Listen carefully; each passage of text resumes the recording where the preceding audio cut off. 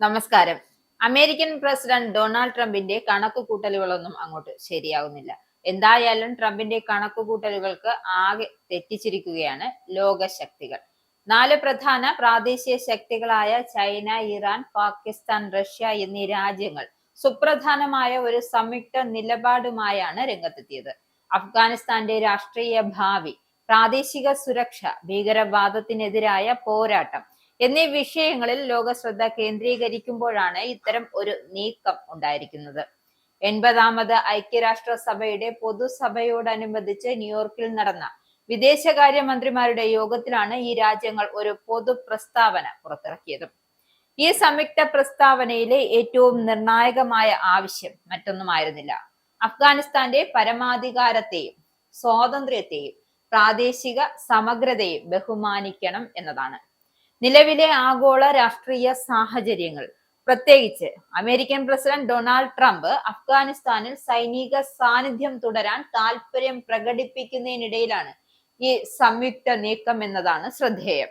ഈ നിലപാട് അഫ്ഗാനിസ്ഥാൻ വിഷയത്തിൽ അമേരിക്കയുടെ താല്പര്യങ്ങളിൽ നിന്നും തികച്ചും വ്യത്യസ്തമായാണ് തങ്ങളുടെ പ്രാദേശിക താല്പര്യങ്ങൾ സംരക്ഷിക്കുവാനും ഒരു ഏകീകൃത സമീപനം രൂപപ്പെടുത്തുവാനും ഈ രാജ്യങ്ങൾ ശ്രമിക്കുന്നതിന്റെ വ്യക്തമായ സൂചനയാണ്. ഭീകരവാദത്തിനെതിരെയും മയക്കുമരുന്ന് വ്യാപാരത്തിനെതിരെയും സംയുക്ത സഹകരണം ഉറപ്പുവരുത്തേണ്ടതിന്റെ ആവശ്യകതയും ഈ കൂട്ടായ്മ വ്യക്തമാക്കുന്നുണ്ട്.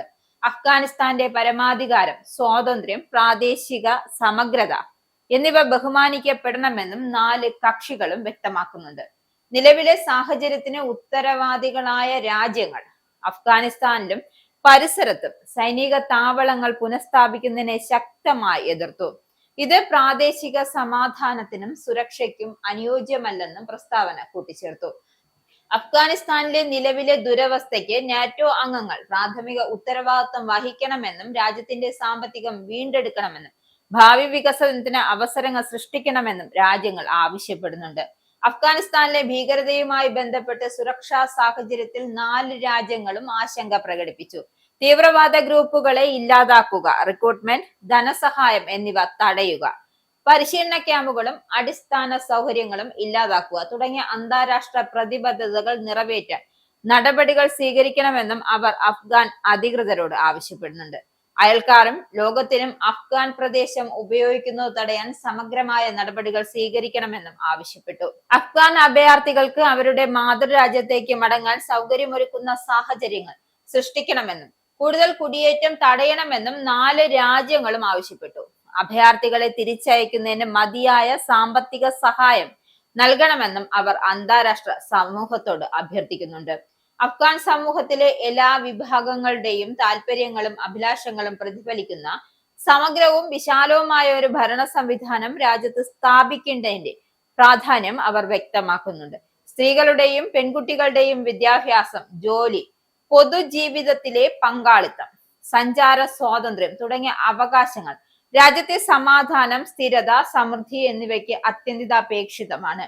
ചുരുക്കത്തിൽ അഫ്ഗാനിസ്ഥാൻ അതിന്റെ ദുരവസ്ഥയിൽ നിന്നും മുക്തി നേടണമെങ്കിൽ നാറ്റോ അംഗങ്ങൾ സാമ്പത്തിക ഉത്തരവാദിത്വം ഏറ്റെടുക്കണം, രാജ്യത്ത് നിന്നും വിദേശ സൈനിക താവളങ്ങളെ ഒഴിവാക്കണം, കൂടാതെ ഭീകരവാദത്തിനെതിരായ കർശന നടപടികൾ സ്വീകരിക്കണം എന്നീ 3 പ്രധാന കാര്യങ്ങളിലാണ് ഈ 4 രാജ്യങ്ങൾ സംയുക്തമായി നിലകൊള്ളുന്നത്.